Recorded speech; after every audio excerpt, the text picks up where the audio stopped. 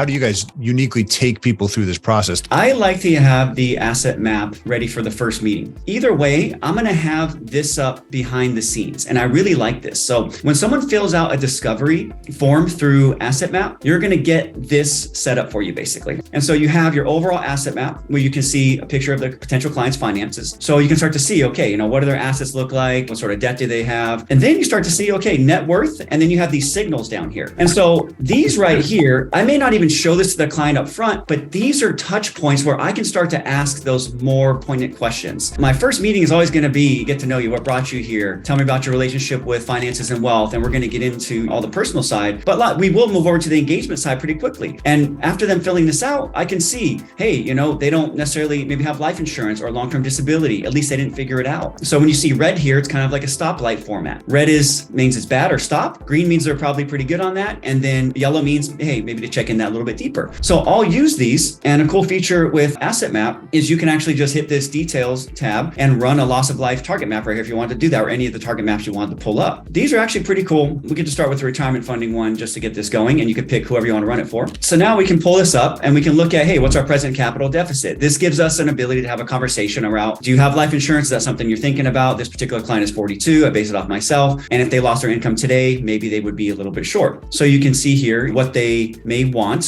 what they may have. And sometimes here, these things aren't clicked off, so you have to click them off. So if they have $1 million already, like these folks do, then they might already be part of the way funded. But all having this set up here, have a balance sheet really set up for the client to talk about. These are all deliverables that you can do super quickly so that when you go back to your home base here, you're going to have a few things you can do with the client really quickly. And so you can click on this, and with the right click, you can generate a PDF, and it's going to pull up a deliverable for the client, and it's going to have their asset map deliverable. All these things are things that you can talk about, but this tells me where do I need to go with the client? And for example, in this case, I would say, hey, you have a $1.2 million, whether it's a 401k or IRA at Vanguard. Tell me about that. Is that all pre-tax? Do you have any Roth accounts set up? Do you have any taxable accounts set up? We can lead the conversation wherever the data tells us. And I keep also this one up here, issues to consider as a new client, so that if I want to have this connected, let's say I want to pull this client up because I use something called Zapier, it'll already be in my CRM. So they should come up here, and I'll just link this right here. That's simple. Now, everything I do from a question perspective, I could just start even right here. Before I really knew how to use these tools, I